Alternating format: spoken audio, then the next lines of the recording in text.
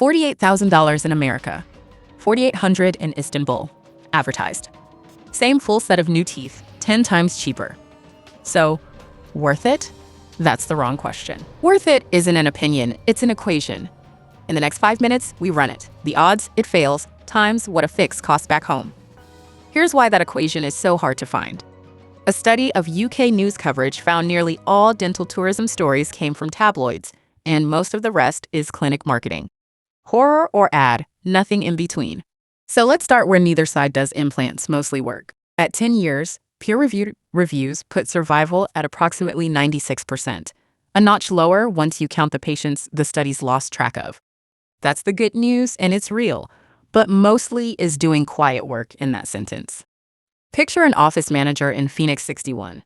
On her kitchen table, a $48,000 quote and a dental plan whose annual cap wouldn't cover one tooth. On her phone, an Istanbul package ad for a tenth of it. Her question was never, is Turkey good at implants? It's, what happens on the day one fails after she's home? That question has 3 numbers. Nobody shows her any of them. Number 1, the odds. The first 20-year meta-analysis, published in 2024, found implant survival around 88 to 92%. Adjusted for patients lost to follow-up, it could be as low as 78. Call it somewhere between 1 in 5 and 1 in 8 implants needing attention over 2 decades. And failure has an early form and a late one. The early kind, implants that never properly fuse, shows up in the first months while the bone is still healing. For a fly-home patient, exactly the window spent 3,000 miles from the surgeon. A large 2025 registry study put that early failure at approximately 1.5%. But odds alone aren't the equation. The second number matters more, what a failure costs. And that depends entirely on where you're standing when it happens. In 2022, the British Dental Association surveyed approximately 1,000 UK dentists. 94% had seen patients back from treatment abroad. Implants and crowns topped the repair list. Then came the bill. Among the dentists who treated that damage, 65% put the typical repair at £500 or more, and 1 in 5 said over $5,000. In the US, replacing a single failed implant ran $3,100 to $5,800 at 2020 home prices per tooth, and that repair lands almost entirely out of pocket. Typical dental insurance caps out around $1,000 to $2,000 a year, and Medicare's dental exclusion has been written into law since 1965. The package was 10 times cheaper, the repair isn't, but a bill you can price is still just a bill. The third number is the strange one because it isn't really a number at all. It's a question, who's responsible?